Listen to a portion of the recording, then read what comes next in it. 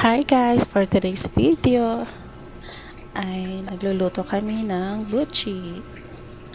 Ang gamit lang pala ng ingredient nito guys ay glutinous flour at nilagyan lang ng konting gatas, asukal at may palaman sa loob na peanut butter. Pwede din pag mayroong cheese or kahit anong gusto nyo pong ipalaman sa gitna.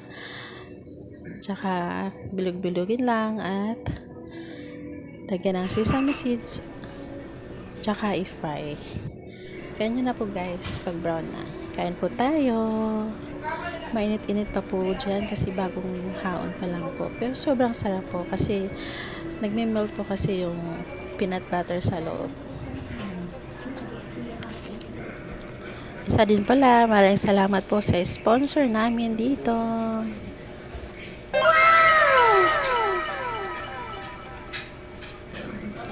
Maraming salamat din Lord sa lahat po ng mga blessings. Hanggang dito na lang po muna. Maraming salamat po sa panonood.